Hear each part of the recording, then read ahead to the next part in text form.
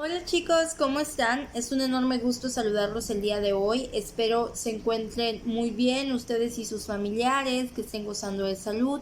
Hoy les voy a dejar la lección correspondiente al día miércoles, ¿verdad? Toda esta semana estuvimos platicando acerca de la clasificación de los derechos humanos. Los primeros 2 días, lunes y martes de la semana, vimos cómo se clasifican los derechos humanos en virtud de su evolución o el momento de la historia en el que han aparecido. También vimos los derechos de primera, de segunda, de tercera y cuarta generación, que son parte de estos derechos humanos por su evolución, ¿verdad? Eso es lo que estuvimos viendo, chicos.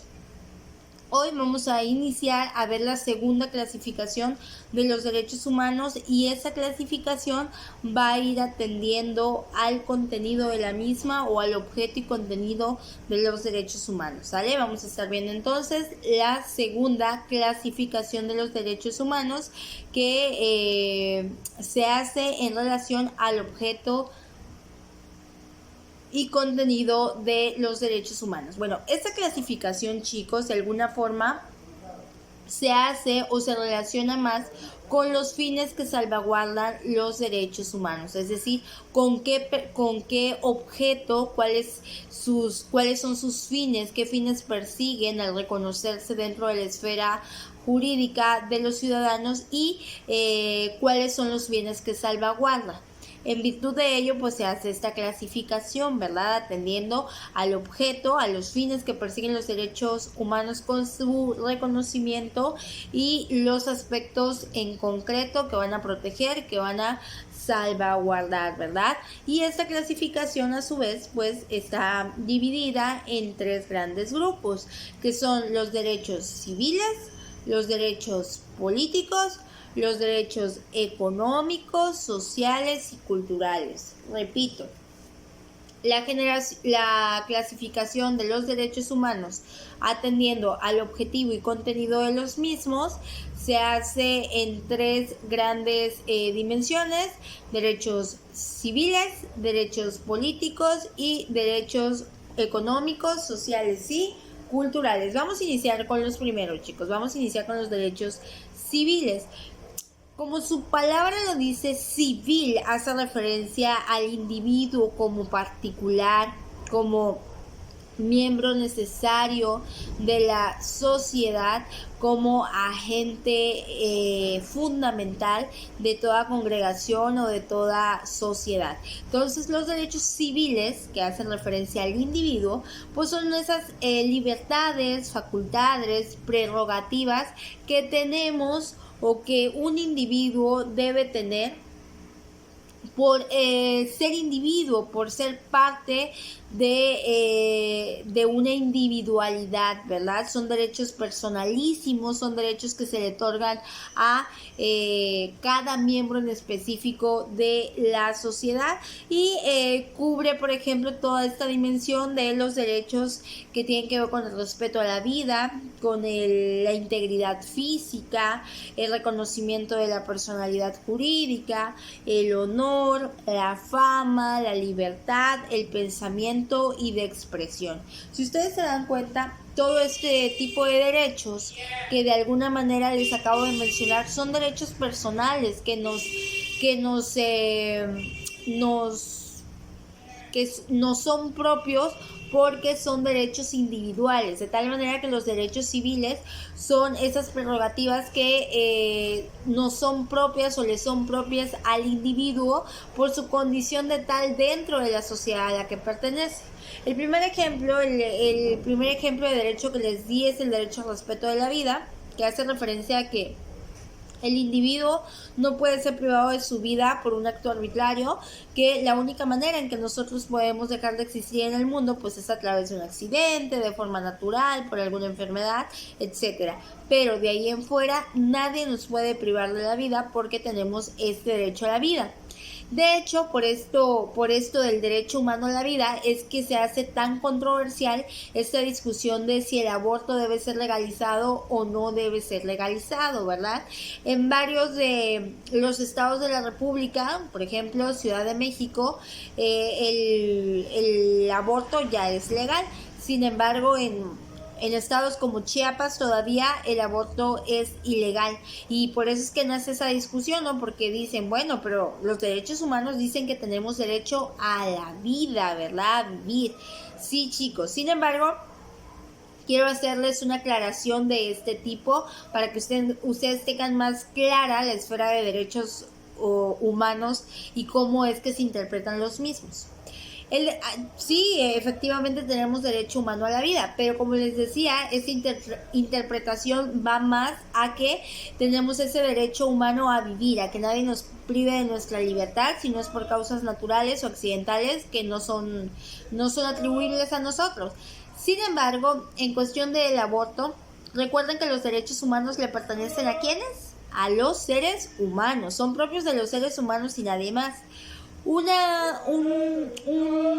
embarazo cuando está de etapa de 0 a 3 meses al producto de la concepción se llama, jurídicamente así se le llama, el producto de la concepción no es ser humano todavía, entonces no les son reconocidos los derechos humanos. Ya ustedes dirán si están de acuerdo o no están de acuerdo, ¿verdad? Cada quien tiene su punto de vista con si se debe ser permitido el derecho, debe ser reconocido la libertad de aborto, si debe ser legalizado o no, ya cada quien, ¿verdad? No vamos a iniciar una discusión dentro de la clase. Sin embargo, yo sí les quería hacer esta aclaración porque muchos pues alegan este derecho humano con la finalidad de que no se legalice el aborto, ¿no? Sin embargo, jurídicamente al bebecito que está en la panza no se le es considerado humano hasta que pasan los 3 meses, y por eso se llama producto de la concepción, ¿no?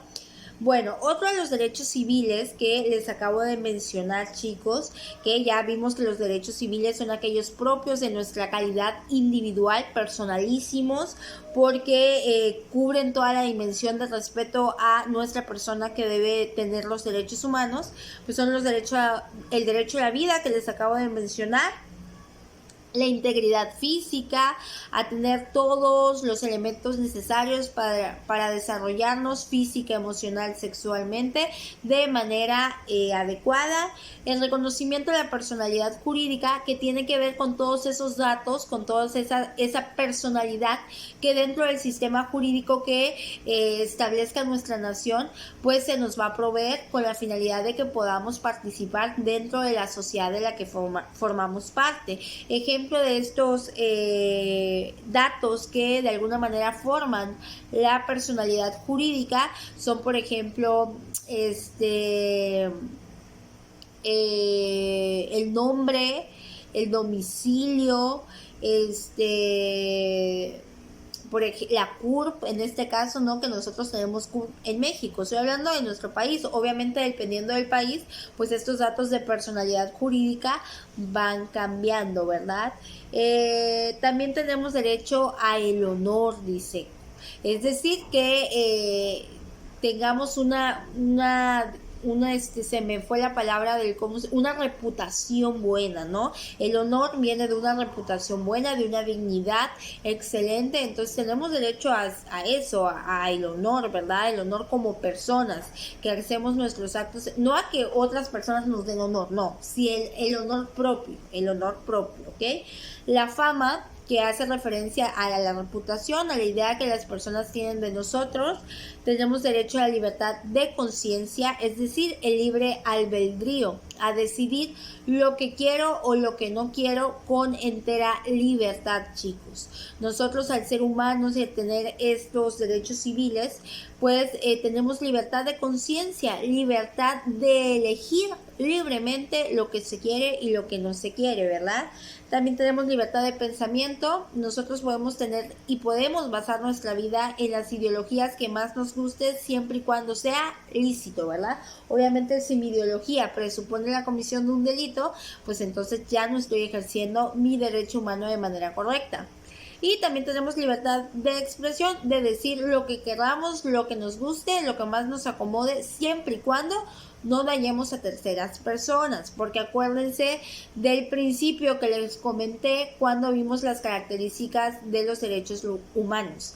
Mi libertad termina cuando empieza la libertad del otro. Entonces, tenemos derecho a expresarnos, de decir lo que queramos, siempre y cuando no dañemos a terceras personas, ¿verdad? Bueno, de esta clase de derechos o de esta clasificación del objetivo y contenido de los derechos humanos también forman parte de los derechos políticos, es otra de las dimensiones. Y los derechos políticos son aquellos derechos que se nos reconocen como miembros de un Estado, como ciudadanos de determinado país.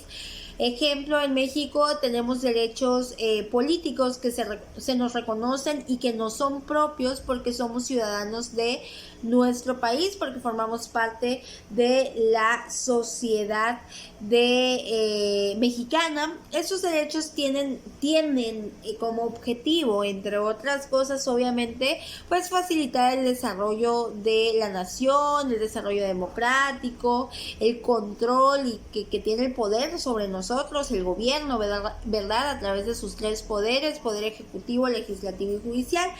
Por ejemplo, de este tipo de derechos, de los derechos políticos que tenemos como miembros de la República Mexicana, como ciudadanos de la República Mexicana, pues está precisamente el derecho a votar y a ser votado.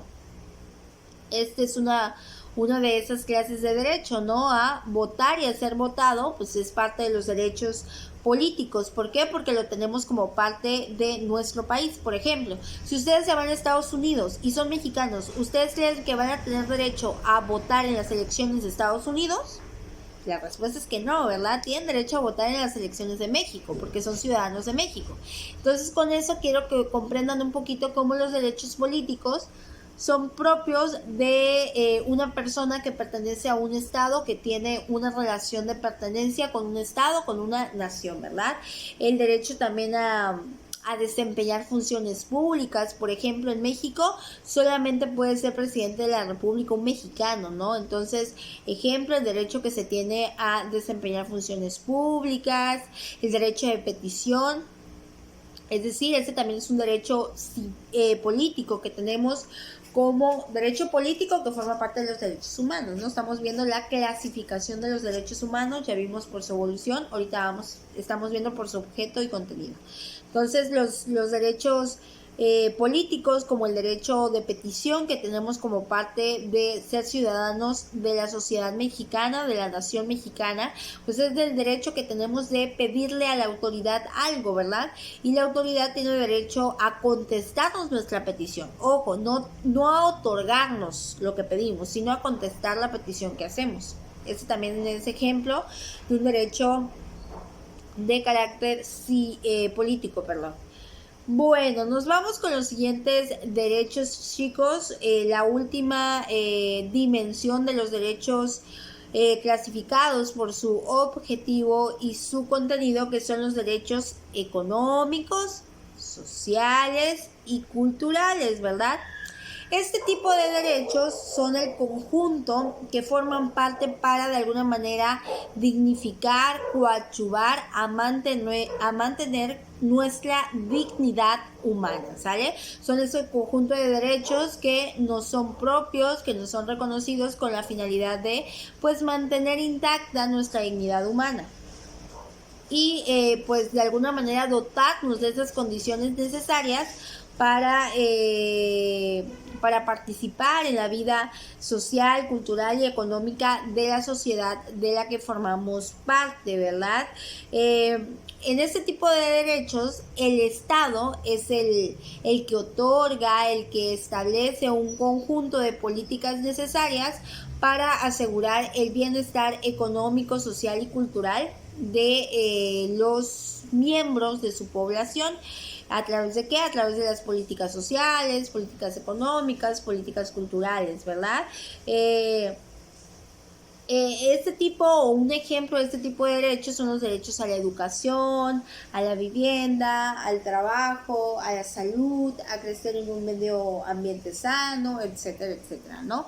Por ejemplo, me voy con la educación, perdón. La educación es un derecho humano que está garantizado en México en el artículo 3 constitucional, 3 de la Constitución Política de los Estados Unidos Mexicanos.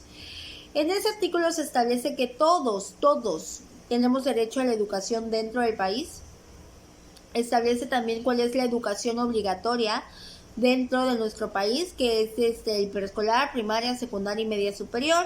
Establece también los límites o los aspectos para regular la educación superior, que es la educación universitaria.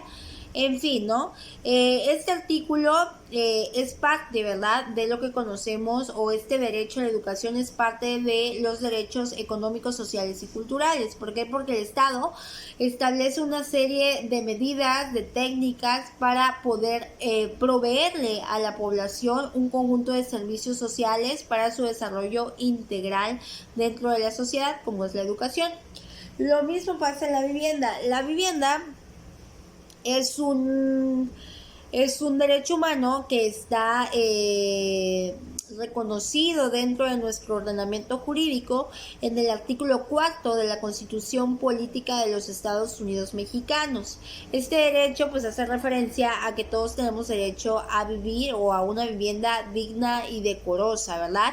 Que el Estado tiene que proveer aquellas políticas para que todos los mexicanos tengan acceso a una vivienda.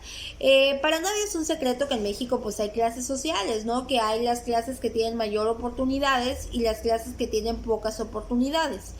Para aquellas clases que son de pocas oportunidades o que están marcados por un salario mínimo, pues el Estado tiene que establecer medidas para que ellos también puedan tener acceso a una vivienda. ¿Cómo lo hace? A través de programas como el Foviste, el Infonavit, ¿no? Y es parte también de los derechos económicos, sociales y culturales, ¿verdad? El otro tipo de derecho que también es parte de los derechos económicos, sociales y culturales, pues son el derecho al trabajo, que está satisfecho dentro de nuestro país en el artículo 5 de la Constitución Política de los Estados Unidos Mexicanos, que establece que todos tenemos derecho a un trabajo digno, a un trabajo que nos dé los ingresos necesarios para sobrevivir. En este caso, pues también es un derecho humano el derecho al trabajo. En México tenemos la libertad de dedicarnos a lo que más nos guste. Nadie nos puede obligar a trabajar de algo que no queramos o que no nos guste, y nadie nos puede obligar a trabajar de gratis, ¿no? Por nuestro trabajo necesitamos una remuneración económica llamada salario, ¿verdad? Y también el Estado establece pues algunas políticas para asegurar el acceso a este derecho de todos los ciudadanos mexicanos, como por ejemplo la Secretaría de Trabajo y Previsión Social, que se encarga de vincular a ciertas personas a centros laborales para que puedan tener un medio de vida dentro de la sociedad, ¿verdad? Otro de los derechos que también forma parte de los derechos económicos, sociales y culturales es, por ejemplo, el derecho a la salud, que también está establecido en el artículo 4 constitucional, ¿no?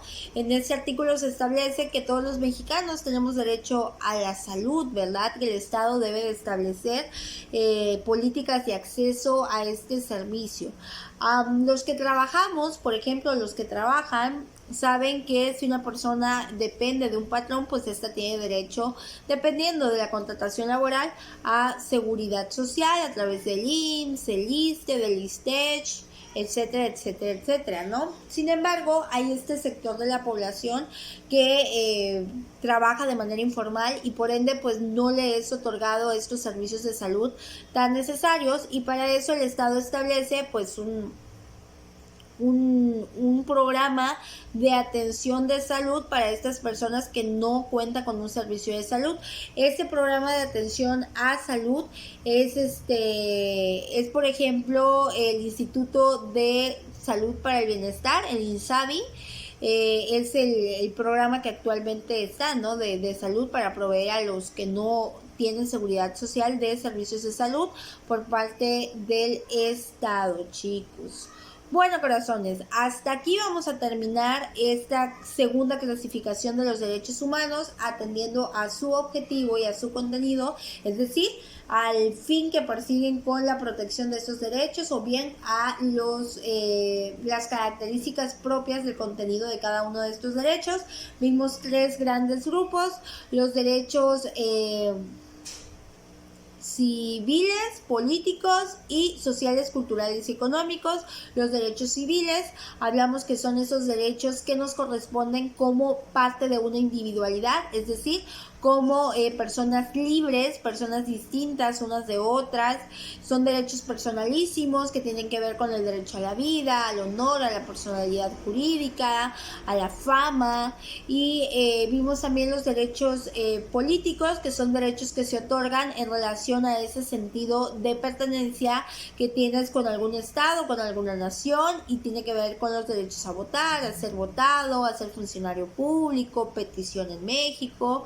Y vemos también los derechos económicos, sociales y culturales, que son los derechos que se nos otorgan para de alguna manera coadyuvar a mantener nuestra dignidad humana, para proveernos de los servicios básicos y necesarios para nuestro desarrollo integral dentro de la sociedad.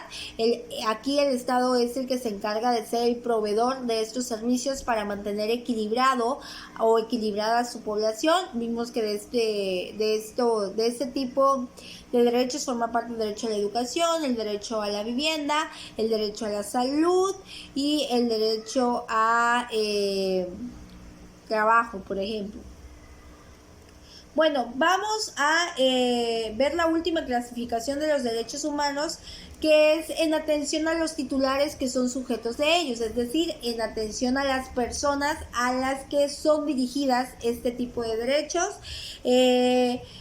Este tipo de derechos salvaguardan intereses de una clase particular de la sociedad por la condición que guardan, por su vulnerabilidad, y requieren de protección especial porque se encuentran en una situación vulnerable, ¿verdad? Repito, los derechos o la clasificación de los derechos en atención a los sujetos que son titulares de ellos, pues es una clasificación de los derechos humanos que se hace atendiendo al grupo específico al que va dirigido los derechos humanos, porque ciertos derechos humanos, porque guardan ciertas características que los hacen encontrarse en un grupo vulnerable, y por ende les son necesarios que se dirijan derechos particulares, derechos para el grupo de población al que forman parte. Por ejemplo, los derechos de las mujeres ya sabemos que por ser consideradas siempre desde tiempos ancestrales el sexo débil, pues somos y formamos parte de un grupo vulnerable, no porque seamos el sexo débil, sino porque los demás así nos ven, ¿no? Derechos de los niños, que también ya sabemos que pues los niños, por la situación en la que se encuentran, porque no han madurado cognitivamente, por todo, pues están en una situación vulnerable, ¿va?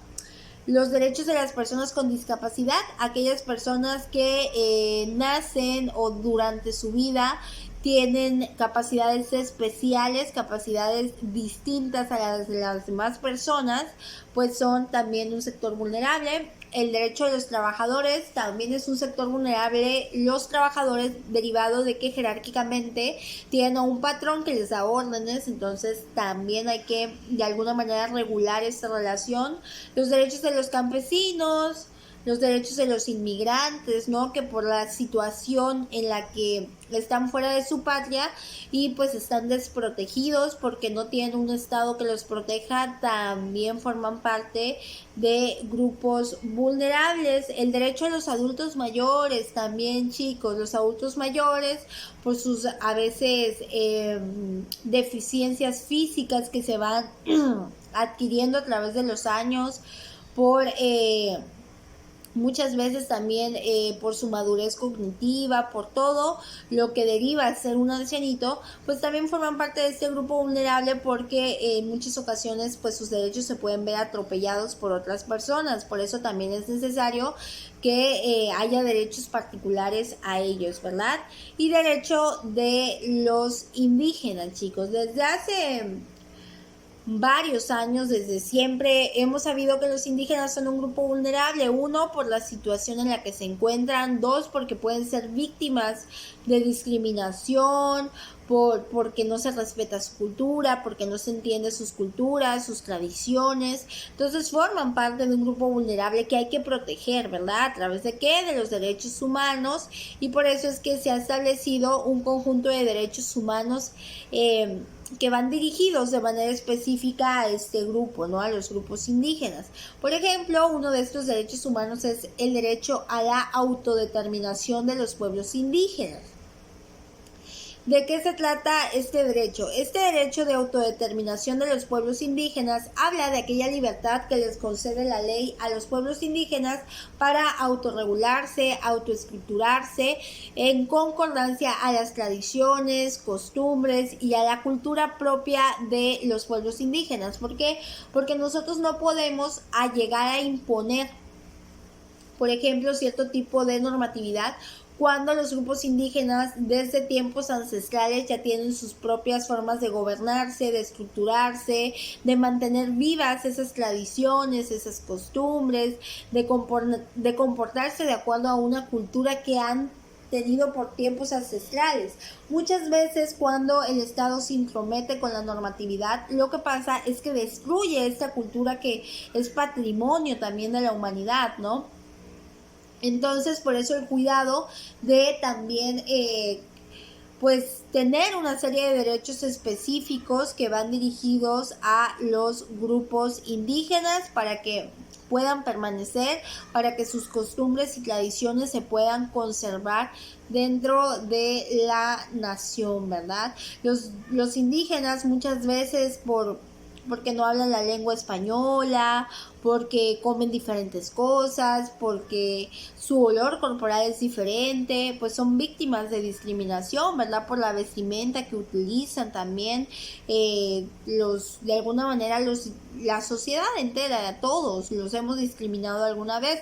Yo no sé si ustedes alguna vez han ido a San Cristóbal, ¿no? Que han visto a estos indígenas con pieles de animales, pelaje de animales como cortes, etcétera. Entonces, muchas veces nos quedamos viendo feo, no aceptamos que también la diversidad es parte del crecimiento de un país, que también la diversidad es bonita y está bien. Muchas veces no aceptamos eso y los discriminamos, ¿no? Por eso es que viendo toda esta situación, pues se hizo necesario dirigir a este grupo en específico una serie de derechos que los protejan ante violaciones que otras personas pueden realizar sobre ellos.